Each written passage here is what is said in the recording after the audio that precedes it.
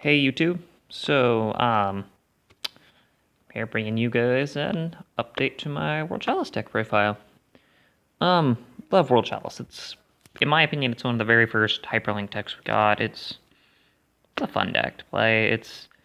I love this deck actually a lot. But let's go ahead and get into it. So I run 3 copies of Lee. Self-explanatory. It's your main playmaker of the deck. On its normal summon, you can search any normal or special summon. That's important. You can search any World Chalice monster, and then you could pop a monster in your field or in your hand to add this to your hand, which is nice. 3 copies of World Legacy World Chalice, which is a great card, honestly. It's got an extra deck. It's got an extra deck monster effect, like all the World Chalice do, but honestly, I've never really paid attention to it. That being said, the turn this thing is normal or special summoned. Well, sorry, normal summoned or set. And it leaves the field. You get to special summon 2 World Chalice monsters with different names from your deck. And then during your main phase, the turn, except for the turn this card is sent, you get to search out any World Legacy card, which is nice. Got some really good interactions with Lee and actually with the next monster, which is 2 World Legacy Guard Dragons. Seen a lot of people bump this down to 1. Not entirely sure why. It's basically your hand trap for the deck. When a card or effect is activated that targets your link monster, send this from your hand or field to the grave to negate and destroy the card. And then its grave effect lets you banish it to special summon a monster in defense position to a zone a link monster points to, which is okay. This one's a little weird, but I do run one of each of the vanillas. You could honestly bump out Crowned. A lot of people only run 1 Chosen, 1 Beckoned, but I like to run all 3. It's more for the lore reasons than anything else. And honestly, it's more World Chalice names. All in all, I'm running 11 World Chalice monsters, and they help. All the World Chalice links, they all have the same effects. If they leave the field, you get to special summon a World Chalice from your hand. So it's better just to run more names than to run, the 2, in my opinion. I also do run Unexpected Die in here, which it helps because you can special summon one of these guys for free. I mean, you could also, special summon your copies of Mystic Shine Ball off of it, save 500 life points, but no, I run the full Venus package. Like, this is an unofficial, World Chalice support, in my opinion. Like, this card is amazing, especially when you consider that I also run 3 copies of Exodius, the Ultimate Forbidden Lord. And again, you can play around with numbers. If you wanted to, you could drop Crowned, you could drop a copy of Guard Dragon, you could drop a copy of Exodius, throw in, hand traps and stuff if you wanted to. I don't run any hand traps in this deck, but yeah.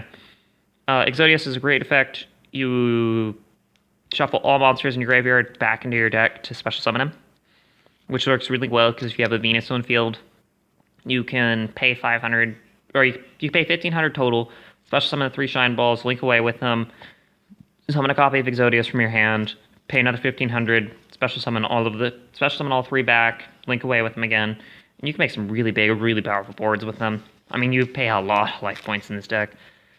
Just that combo right there is 3,000 life points, so.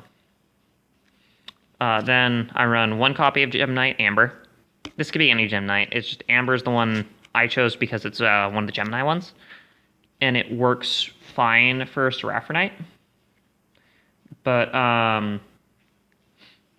this is also still like a first turn option because you just need to be able, in my opinion, for this deck to really kick off, you need to be able to make to have a vanilla on board. And Geminis are considered vanillas until they're normal summoned again. So I do run 1 copy of Gamma Seal. I've seen a lot of people drop this out. I've seen a lot of people running Obelisk the Tormentor and stuff. I really don't think you need it. It is possible to make a Trigate Wizard co-linked with 3, Firewall co-linked with 2, and a Gamma Seal on the field with a Kyoto Waterfront with 5 counters on it. Easy, easy first turn. The only problem with that, though, is your Kyoto can technically get popped, but you've got Gamma Seal, which has, 3 negates there. You've got a copy of Trigate, which has negate. Then you've got Firewall, which has its bounces alive. You really don't use Firewall's bounce effect ever in this deck, unless you're trying to win. Now, this is a little weird package I decided to playtest in here, and it helps a lot with link spam. But I'll run 3 different Crusadia monsters. These can be any 3. I chose Draco. You could and they all have the same effect. You could special summon them in defense position to his own link monster points too. Draco, if it is normal or special summon to his own link monster points too, you could target a Crusadia in your graveyard except for Draco and add it to your hand. Arbor lets you, if a Crusadia link you control would be destroyed by battle or card effects, you can banish this from your field or graveyard to negate them. And Leonis lets your Crusadia link monsters do piercing damage. These could be any 3. These could honestly be any 3. You just run them because they are special summon targets. They special summon themselves, let you go for more plays and stuff, and honestly, they just help out with certain extensions. And again, you could drop these out for more hand traps. Same with these 2, World Legacy Crown and World Legacy Lance. I like Lance a lot because it's got 3,000 attack. It's the highest World Legacy attack points than any of their monsters. But basically, if during damage, this is basically honest. You discard it, your monster, an opponent's monster loses 3,000 attack.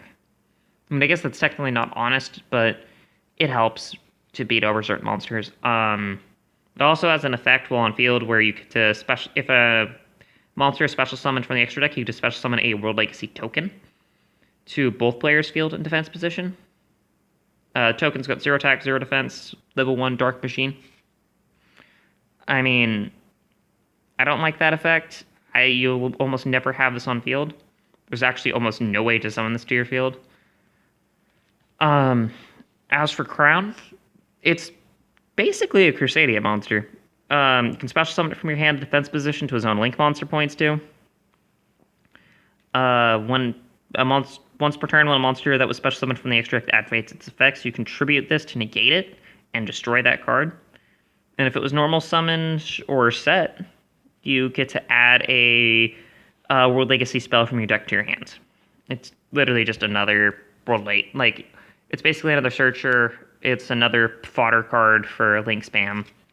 You could also replace the World Legacy Lance with another copy, if you really wanted to, with another Crusadia monster. I was thinking about that for a little while, of replacing with Maximus or something.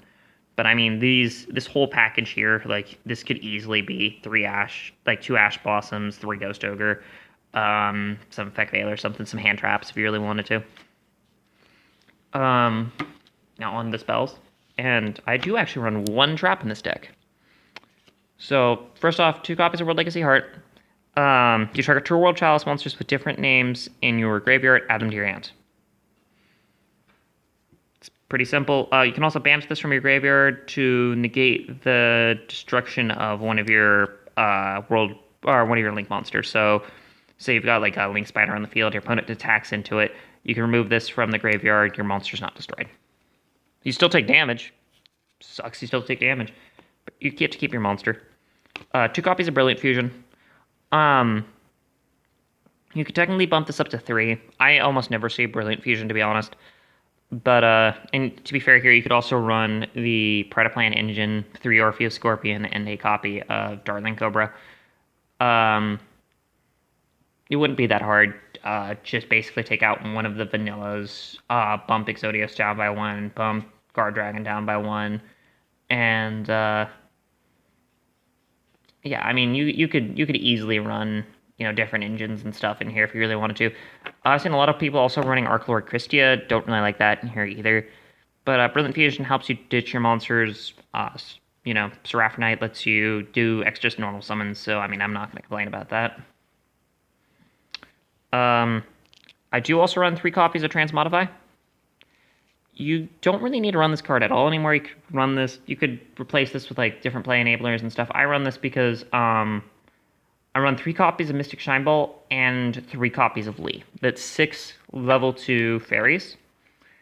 And I run 3 copies of Venus, which is 3 level 3 fairies. So Transmodify lets me take a Shine Ball in my hand or a Lee in my hand and turn it into a copy of Venus, basically. Which is nice because if you normal summon the Lee, you can just search out your Chalice. And then you can Transmodify it into Venus, pay 1,500, special summon the 3 tokens, link one of them to make an Imduk, and then basically just go from there. Like, it's, you tribute the token, you tribute Imduk, go into, you know, whatever monster you're going to go. Oh, well, you tribute it to summon your Chalice, and then special summon any World Chalice that you have in your hand, and then from there go into RM, do your standard plays and all that. I do also run 1 copy of Unexpected Die for those first turn plays. Special summon a normal monster, level 4 or lower. It's okay. Again, it just helps with Imduk plays. And it's also a good first turn option in my opinion. 2 copies of Kyoto Waterfront. The deck has a lot of draw power, and I don't even run Soryuja in here. It just, I almost always get at least one of these a game. And I pretty much never open up with it. But this is a pretty good card in my opinion. 1 copy of Monster Reborn, 1 copy of Soul Charge. If I had World Legacy Succession, the Soul Charge would probably be Succession. But I don't own Succession, so this is what we're sitting at. You pay a lot of life points, so Soul Charge is pretty much a dangerous card. Best case scenario, you pay 3,000 life points turn 1 before activating anything else. Like, that's just from your Venus plus your Exodios. So you have 5,000 life points to pretty much try to do the rest of the game. And, I mean, I've actually had it where I've gone through and I've paid, I have paid 4,500 for Venus's effect. So you lose a lot of life in this deck, and it kind of sucks, but oh well. And Soul Charge just helps with trying to establish your extra link, pretty much. That's the only reason I've ever played it. And 1 copy, the Phantom Knights of Shade, Brigadine. This could be literally any Phantom Knight card that can be activated the turn you set it. As long as you control no trap cards in your graveyard. Like, it can be, I think Tomb Shield does it. I think there's like 3 of them that do it, actually. But this one is just the one I chose. It's a normal monster, Dark level 4 warrior. I mean, technically, if you can get off the Unexpected Die play, special summon a normal monster, special summon this, like, that's 2 free monsters on your field. That is literally 2 extra monsters that you have to do your plays. I mean, it's more options, really. It's nothing else than that. And I mean, again, you can take out the Shade Brigadine for something else and other stuff. So now on to the extra deck, and I've talked a little bit about this, but here's your Gem Knight Seraphonite. You almost always summon this off Brilliant Fusion, and you only play it for the extra normal summon. That's really it. Nothing too crazy about that. Then I run 2 copies of Link Spider still. I've seen a lot of people running Link Kuriboh instead of Link Spider. There's not really a way to make Link Kuriboh in this deck, because if I remember, Link Kuriboh needs a level 1 monster to make it. And honestly, I run no level 1s. I've seen a lot of people run Scapegoat in place of it. Scapegoat can brick your extra deck pretty badly, in my opinion. It does limit you to a lot of what you can make. I mean, 4 free tokens, don't get me wrong, that's amazing. And it really can help. Like, that's basically an instant board load if you pull it off. But I just don't like the token. Like, if all you're gonna do is you're gonna take the tokens and make a Link Kuriboh out of them, you can just run Link Spider, and it does generally the exact same thing. And it has slightly higher attack. Plus, this can special summon a level 4 or lower normal monster from your hand to zone this points to. So, I mean, you're never going to make this first. This is basically going to be made at the very end of your Link spam. But I mean, this is this is only restricted to normal monsters. This isn't restricted to like level specific. This isn't restricted to like type specific or anything. Like this is pretty generic, even for just requiring a normal monster. And I don't know. I do also still run 3 copies of Imduk. I go into Imduk a lot. Basically, if I have a normal monster on my field, I will go into Imduk over pretty much anything else. He lets you get an extra normal summon. He also actually has an interesting battle effect, too, which almost never comes up because his arrow points upwards, and if he battles a monster he points to, you get to automatically destroy it. Basically how that works. And then, again, standard World Chalice kind of floating effect. If it leaves the field, you get to special summon a World Chalice that it from your hand to your field. I do still also run 3 copies of Ebe, the World Chalice Priestess. If it's linked, it can't be destroyed by battle card effects. Your opponent cannot target this linked card with card effects. And if a monster this card points to be destroyed by battle card effect, you can send this to the graveyard instead. When it leaves the field, you get to special summon a World Chalice from your hand. If you brick, as long as you can still make 2 Ebes, you're still pretty good. Because basically what you get is you get 2 monsters on your field that can't be destroyed by battle or card effects, and cannot be targeted by card effects. And to be fair here, this is all of your linked monsters, so it's not just the Ebes, it's any monsters that are linked. Which is great. Because, I mean, technically for a monster to be linked, they just have to have arrows pointing at them. It's not co-linked or anything, which is nice. 1 copy of Aram. Seen a lot of people running him at 2, and I don't understand why. He gets 300 attack for every World Legacy monster in your graveyard, with a different name. I technically run 3 different World Legacy monsters, so he's getting a max of 900 if you copy my deck here. But, you're almost never going to attack with him. You're never going to have him as your main beat stick monster or anything. You kind of run him because he has an effect where you can tribute a World Chalice he points to target another monster in your graveyard and special summon it. A good play I like to do is, because ordinarily you'll have at least 1 Imduk in your graveyard. You contribute Guard Dragon to special summon the Imduk. You technically, if you haven't used your extra normal summon by that point, you can use it then. So, I mean, that's the thing you can do. The other thing too is it gives you an extra World Chalice monster on field. And if you have Guard Dragon engraved, you can banish it to special summon a normal monster, which is another monster. It helps go into your other plays and stuff, which is nice. Then I do want to run 1 copy of Nightmare Phoenix and 1 copy of Nightmare Cerberus. I almost always go into Phoenix. I've actually pretty much never gone into Cerberus. I honestly don't know why, but for Phoenix, if it's Link Summon, you can discard a card to target a spell trap card your opponent controls and destroy it. And if it was co-linked when this was activated, you get to draw a card, which is okay. And then Cerberus is, if it's Link Summon, you can discard a card to target 1 special summon monster in your opponent's main monster zone and destroy it. If it was co-linked when that happened, you get to draw a card. Yeah, I mean, technically they are a +1. Or, well, it's weird. It's not technically a +1 because you are discarding a card to activate their effect, which is a cost, and then you draw a card after that. But it is still a free draw. It's just I've never really used their effects. I've used Phoenix a couple times. I've summoned Cerberus maybe once in this deck, and it's not because he's hard to summon. I mean, you could literally establish an extra link using these 2, your Link Spiders, and like a copy of Ebe. Like, this is a fully functional extra link right here, technically.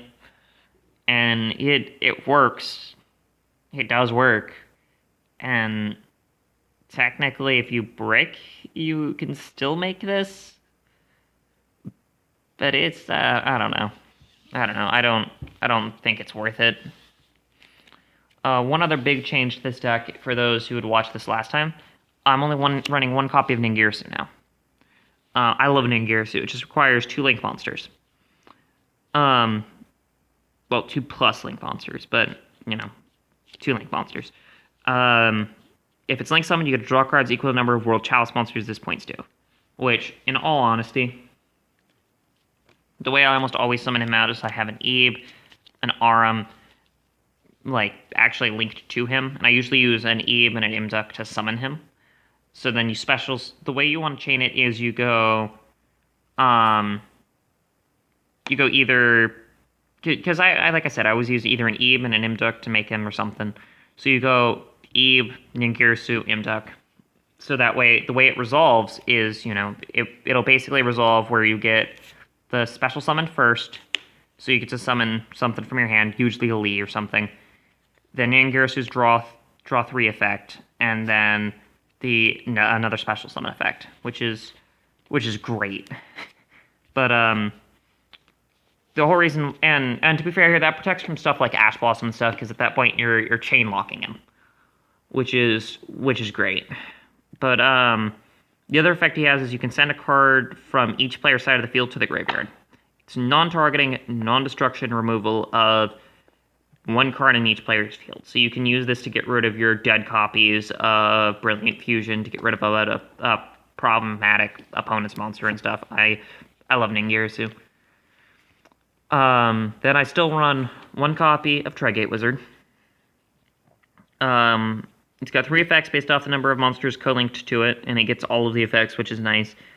The first effect, I actually kind of keep forgetting this thing has, but it's got a battle effect, which it is, if a monster co-linked to this card battles your opponent's monster, any battle damage it inflicts to your opponent's monster is doubled. I actually forget this thing has that effect almost all the time. I've almost never actually used it. It's got an effect of once per turn you can banish a card on the field, and then if it's co-linked with 3 monsters, you can negate a card effect and banish the card if you do, which is phenomenal. And then I love this card, my Japanese Firewall. Firewall Dragon, 2+ effect monsters, if I remember. I mean, the way I almost always make this card is literally linking Ningirsu with something else to make this, which isn't hard. He's got a bounce back effect, basically based off the number of monsters that are co-linked with him. You get to return that many monsters on the field or graveyards to the hand, which is nice. And then it also has a really nice special summon from hand effect, where you get to, if a monster he points to leaves the field, you get to special summon a monster. You get to special summon a monster from your hand. So I mean, the way I almost always set up my extra links in this deck is I will usually have something like this setup, just because there it is. Just because this is a pretty easy extra link, and then usually you'll have a Kyoto Waterfront by this point, and you'll also have a Gamma on field, and yeah, it's a pretty decent field, and you usually still have your Firewall bounces. You have your E protecting Trigate and Firewall from pretty much anything, and then Firewall or Trigates negates and banishing. You've got all of this stuff. This is a pretty decent extra link overall. But yeah, that's basically it. That's my World Chalice deck profile. Does it need improvement? Probably. Am I happy with it? Do I have fun with the deck? I do. And I mean, I've been playing this deck since it came out, and I love it. I love World Chalice a lot. This deck is so much fun just to play. But without further ado, that's it, and I'll catch you guys in the next video.